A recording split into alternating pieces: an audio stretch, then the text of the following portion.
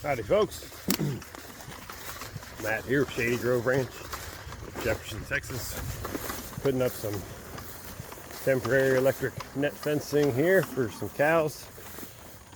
I only have a hole in one of my boots, so if I stand on one foot, I can put electric fencing without getting shocked too hard.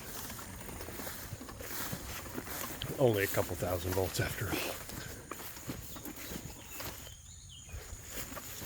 See all this brush, undergrowth, stuff like that? Most farmers would say you gotta spray, you gotta bush hog, you gotta do all that stuff. Yeah, there might be a place for bush hogging occasionally. In fact, I'm probably gonna get a blade in here pretty soon. Take down some of these thorny, what do you call that? Honey locust trees. They get some huge thorns on them. That's just a little sample right there, but they can get 3-4 inches long for real. Go through anything. So what we're doing is we take our cows and we high density graze. Do these cows look like they're starving? No, they don't.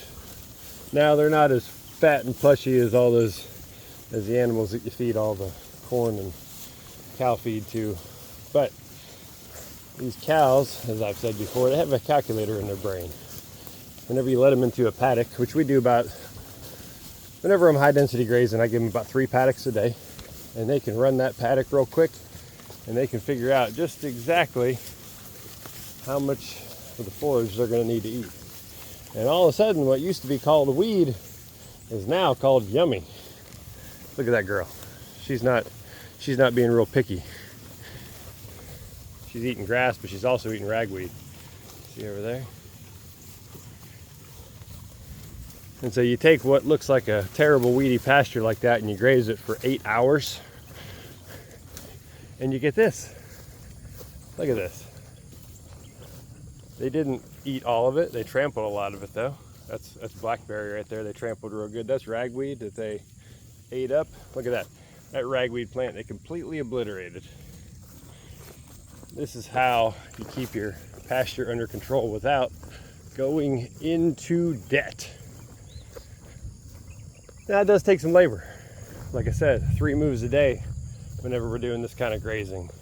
Sometimes more if you realize that you accidentally underestimated. Got some wild hogs right there. Hog sign. We're gonna have to take care of that. So it takes a little bit of sweat equity, but it produces some of the healthiest grass-fed beef you can find. And we don't have to buy feed for them. We do have to bale hay though. So there's a nice little steer. He'll be ready in a few months. There's a nice heifer. She better have a calf next year. She's gonna make an awful nice ground beef. Ribeye steak.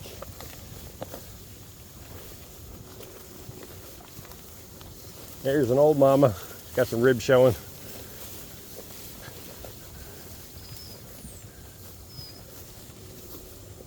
There you go. So this is their evening paddock right here.